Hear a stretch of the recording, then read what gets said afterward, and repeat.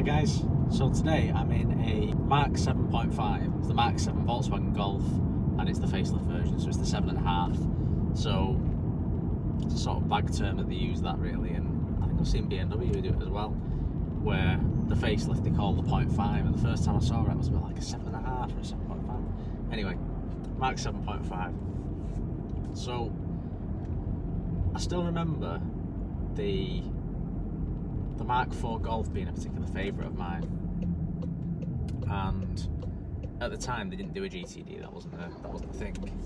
They did a GT TDI, so it was the GT line spec, but it was the TDI engine, and obviously they did the GTI. Now the GTI has always been very, very popular and always the one that turns heads with the Golf.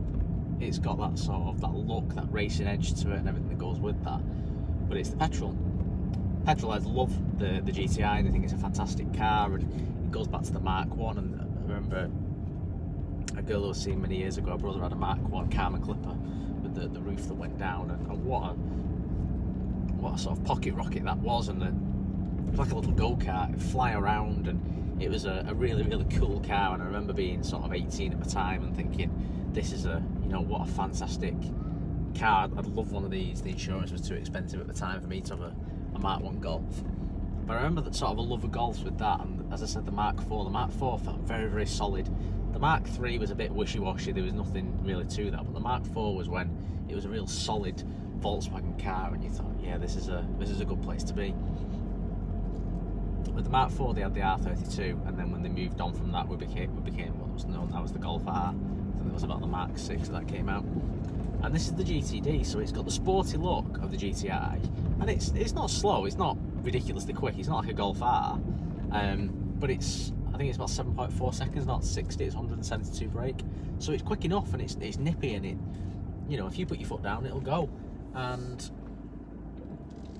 the benefit of it though is obviously being the GTD, the economy that it returns. I mean, sort of on a motorway run, you're going to return about 60 miles to the gallon, which is just, for the look of this car, it's a really, really practical car. It's obviously the hatchback, so seats down, nice big boots. It's comfortable for 4 adults to sit in, 5 adults at a squeeze. It's got the real sporty looks. It really looks impressive. It's in the pearlescent white, this car, and it's a nice car to look at. But yeah, really, really good economy with it as well. So it really is a good package deal, the GTD, in my opinion, and arguably better than the GTI. I'm someone who loves the sound of a diesel engine, and I know that's a rare breed, and not everyone does, and a lot of people love, a proper petrol head love the sound of a petrol engine. And if you say it's a diesel, they're a bit like, dirty diesel, what do you want a diesel car for? They sound like a tractor. But I love the sound of a diesel engine, and I think there's something quite nice about that. This isn't in your face loud diesel engine. It's not like an old Discovery that's knocking and banging, and you hear it start up and it sounds like you've really started up a Massey Ferguson tractor. It's not like that at all. It's a very refined diesel. It's nice and quiet in the cabin, with the radio, and you probably wouldn't even hear the engine at all.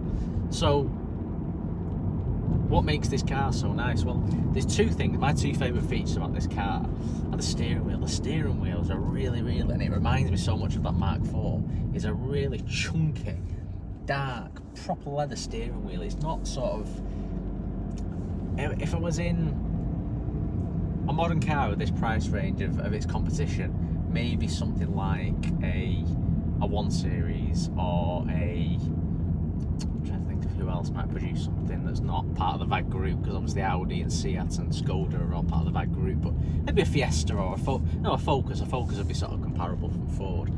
If I was in that, I think the steering's too light. You've got these really, really light steering wheels that you've got no sense of grip and of what's going on with them front wheels. With this, you feel as you turn that wheel, you're pointing the vehicle in the right direction, which is hopefully what you want to feel when you're driving a car. But this thing it's hard to explain. It's just so solid and meaty, and it's just got on the silver at the bottom, it's got the GTD embossed on there.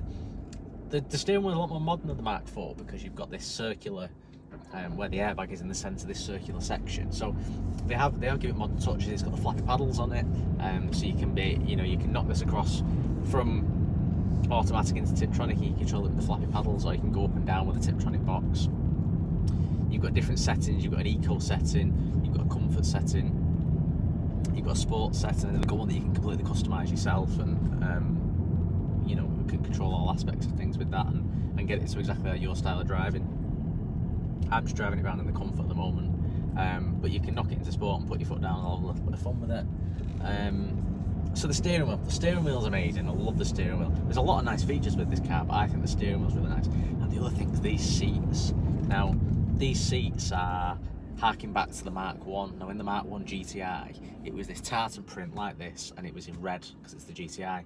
So if you look at the Mark 7, the Mark 7.5 GTI now, it's got the red on them, and you've got the red line running through the headlights and across the grille at the front and everything like that.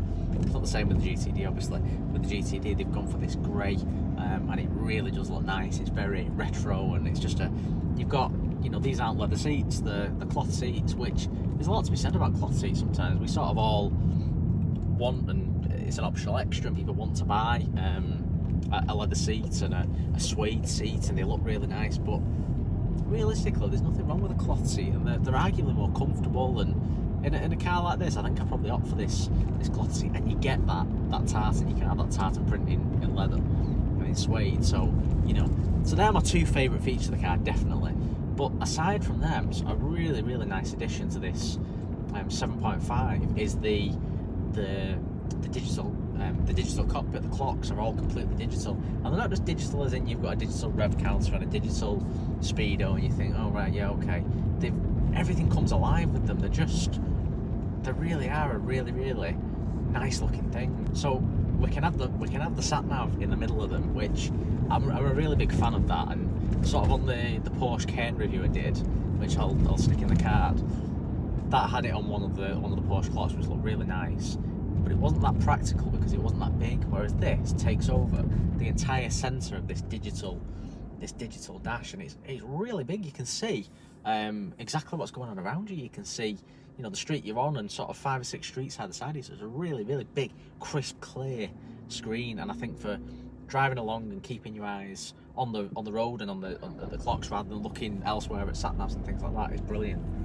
The responsiveness and the crispness of the display, showing your rev counter and showing your speed, it was fantastic. It's really, really nice. You've got a picture of a Golf on the display that shows your direction of travel, whether you're north, south, east and west. It shows slap bang in the middle of your rev counter how many feet above sea level we are. Something I've always wanted to know. But it's there anyway. It's a nice little gimmick. We can see how many miles the vehicle's covered. This one's covered 40,000 so far. We can see how much range is left in the tank, and we can see the temperature of the coolant. So all the information you need there. It's got automatic headlights on the thing, it's got automatic wipers, it's got front and rear parking sensors with the graphical display. We've got electric mirrors, it's got the heated seats, and again, I think there's something quite nice about the fabric being heated rather than leather being heated. Leather being heated can get a little bit sweaty and a bit sticky and what have you, whereas with these with the fabric seats being heated, it's really nice. It's a nice experience. The aircon is blisteringly cold. I'm freezing. It's like I've got frostbite at the moment. Obviously I could turn it off, but it's a warm day. It's a rare warm day in Manchester. We're at 24 degrees at the moment, and they're predicting 31 for tomorrow. So I'm making the most of the ice cold aircon as we're driving along. But it's nice and roomy in the front. There's plenty of room in the back. I mean, I've not got particularly long legs, so it doesn't really impede much on the back anyway. It's a nice big boot, parcel shelf, and the seats go down. So as I say, it's very practical. It's just a lot of fun, this car. It's not sort of, you know, obviously an RS3 is a lot of fun, and you've got the running costs to match. You know, it's not economical at all. It's making a lot of noise wherever you go. It stands out. It's turning heads, which is great. But sometimes you don't want that. Sometimes you just want this comfortable, economical car, but not a boring, comfortable, economical car. Because, you know, we could go out and we could get a 1 litre Fiesta, a 1 litre Focus with a Ecotec engine that's got a turbo built in but does a ridiculous miles to the gallon, and you know, and it's got sat nav and it's got this and it's got that, and you think, yeah, it's okay, it's a nice car. But this isn't a nice car. This is a really nice place to be, and without breaking the bank as well. This is on a 17. You can pick them up for sort of just above 15 grand, between 15 and 20 grand, and with 40,000 miles on the clock, and you think, what a car that you've got for that money, that it's from the VAG group, it's dependable, it's reliable. We all know a Golf's going to do 300, 400,000 miles. You know, the well built and the well engineered, and they're something that you can depend on and that sort of thing. So you've got all that, but you've got the stunning looks. Like inside, it looks really nice. It looks very modern, but with the retro touch. You've got this whacking great big infotainment screen that's got Bluetooth audio. It's obviously got your phone prep on it. It's got CarPlay. It's got Android Auto. It's got satellite navigation built into it. Should you not to use Android Auto or CarPlay, you've got all facts and figures of your economy and everything like that. It's DAB digital radio. It's bright and crisp, and it just, I don't know, there's just something about a Golf that just, it's very, as I say, it reminds me of sort of being late teens and thinking I'd love a Mark 1 Golf, my ultimate dream car at that time. And this with these seats just really reminds me of that, and it's a lovely car, and I think it's a very good package, and something that I think, you know what, a great car to have and to look at, because when you're going along, don't get me wrong, it's a pearl white. It's a really, really bright white. It needs to be kept clean, because if it's not kept clean, it'll look minging, and it'll start to show the dirt very easily. But if this is kept clean, the alloys are kept in good condition, you don't curb them, and they're, you know, the sporty look of this car is really, really nice. And bearing in mind Volkswagen just released the Mark 8 Golf. I think this thing still really has it. It's not, I think, even if we go back to the Mark 5 Golf are still, it's when Volkswagen changed from that very square Mark 4, which, as I say, I loved, to the more round Mark 4, round Mark 5, the more round Golf, and that was a really nice looking car, and it still is. It's dated now, but it's a nice looking car. But this is really, they've not gone on leaps and bounds. They've not gone sort of from Mark 5 to 6 to 7 and gone drastic changes. This is a little bit more squared than the Mark 5, but it's still got the, you know, the very sporty, aggressive look to it, and it really does look like a nice car. It's something that just stands out on the road, and you think, it not stands out and screams at you like an RS3 or like a Range Rover Sport SVR or something like that. It's not like that, it's understated, but it just looks like a nice car, and you think, oh, that's nice as you drive past it, not jumping out at you. So it's a car that I definitely recommend. So I hope you've enjoyed this video and the rest of my content. If you have, please do smash that like button for me, and I'd love it if you subscribe to the channel, and I can bring you more content like this. You can also find me over on Instagram at Kyle Marsh Cars, and I'll see you all very soon.